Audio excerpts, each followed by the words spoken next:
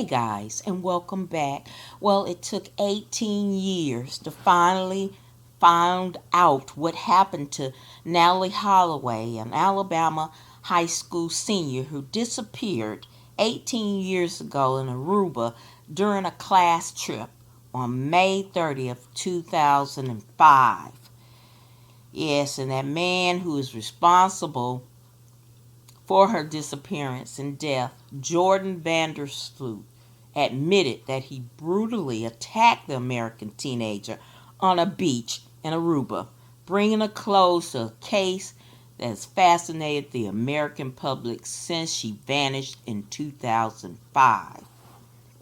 Now, her case inspired countless hours of cable TV programming, more than half a dozen nonfiction books, multiple episodes in the Law and Order franchise. But on Wednesday, the man long suspected of killing her, Joran Sloot, finally admitted his brutal crime in a statement presented to a federal judge in Birmingham, Alabama. Now, it took 18 years, as long as her short life. Now, suspicion had fallen on him immediately after she was reported missing. Now, I don't know if you remember, but once she went missing, though, they had arrested two black men who were working at the hotel and said that they were the ones who had kidnapped her or whatever, was responsible for her disappearance. And because of the media, because of this thing, social media, they let these boys go because their family, the mother came out begging, saying her sons didn't do it and they were innocent. So they did let them go. But they were trying to pin it on them. But after that, Joran Sloot's name came up because he was the last person seen with her leaving a nightclub in the early hours of May 30th, 2005. Now, he was arrested twice, but never charged in connection with Miss Holloway's disappearance or death. And despite an extensive search, her remains have never been found. Now, she was declared legally dead in 2012. No one has ever been charged in her killing. But now, Sloot, who is 36 now, is serving a 28-year prison sentence in Peru for the 2010 murder of another girl, a 21-year-old student. Now, his admission in the Hollaway's case came as he was pleading guilty to charges that he had tried to, get this, he had tried to extort money from Natalee Holloway's mother, Beth Hollaway. Now, it wasn't bad enough that he had killed her child. But after he got locked up, I guess he needed money. His father had died, That's one reason why they never arrested him.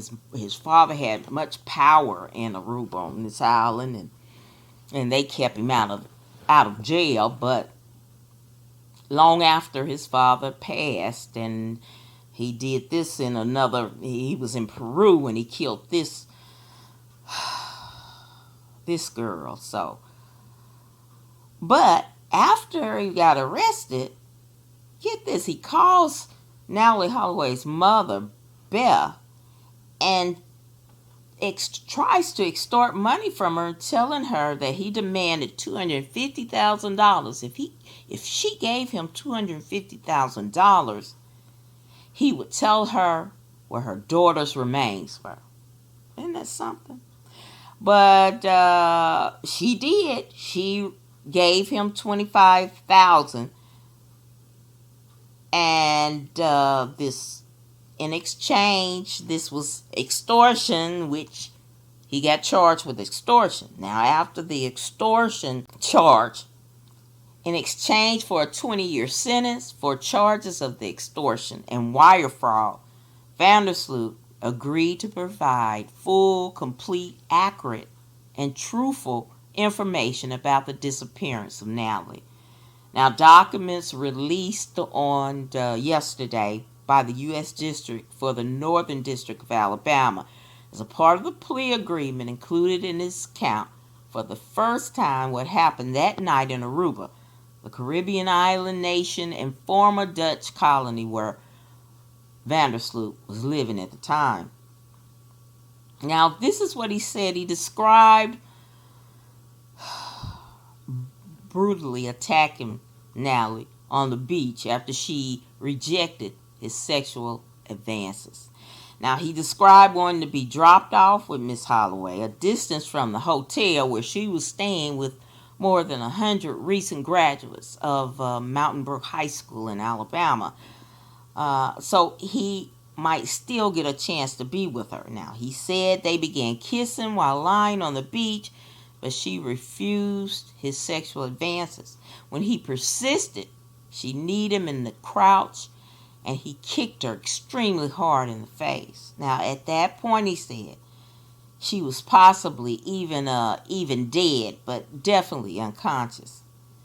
Then he said he picked up a large cinder block and used it to smash her head in with it completely.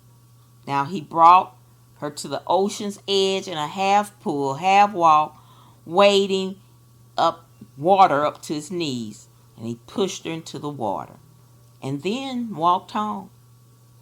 Now, at the sentencing, the judge told Sloot, "You have brutally murdered in separate incidents, years apart, two young women who refused your sexual advances." Mr. Sloot was extradited from Peru in June. He will have to return there to finish serving his sentence for the 2010 murder of the student Stephanie Flores, as well as another for a drug trafficking charge. Now, he will serve his sentence on the federal extortion and wire fraud charges concurrently with the sentence he is serving in Peru. I tell you. Now, when this news of Natalie's disappearance first broke in 2005, cable news networks were criticized for devoting hours of airtime to the case of an attractive young white woman from an affluent suburb of Birmingham, while other cases involving women from other ethnic groups and backgrounds went uncovered.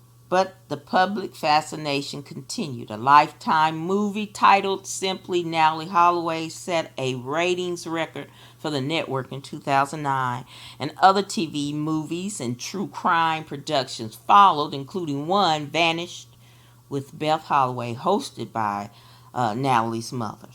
Now, in 2008, a Dutch crime reporter, Peter R. de Vries, organized a sting operation for his TV show in which he tried to solve the case using an informer and hidden cameras, stopping just short of an outright confession on the program. Mr. Sloot told the informer that Miss Holloway was never to be found.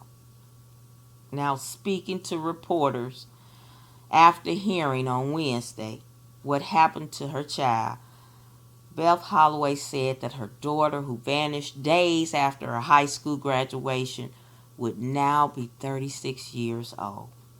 She says it's been a very long and painful journey, but we finally got the answers we've been searching for all these years. We got justice for Natalie.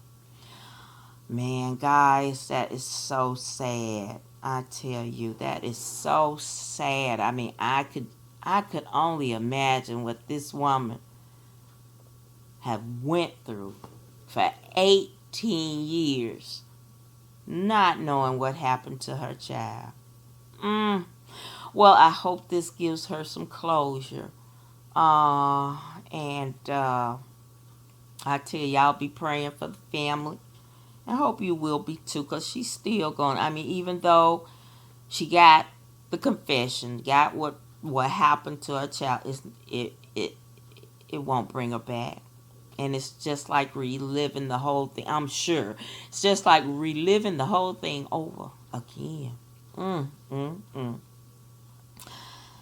for him, I just hope he rots in hell. I'm so sorry, guys. I'm sorry. You know how I am with this psychopath. And you know something? I'm not convinced that these are only two women that he has killed. I'm not convinced because this is a psychopath. If you look up the word psychopath, you'll see his picture. So it's no telling how many women he's killed. And his family was rich and owned just owned everybody on the island, and so he could get away with murder, which he did for 18 years. All right, guys. What do you think? All right, guys, that's it for me.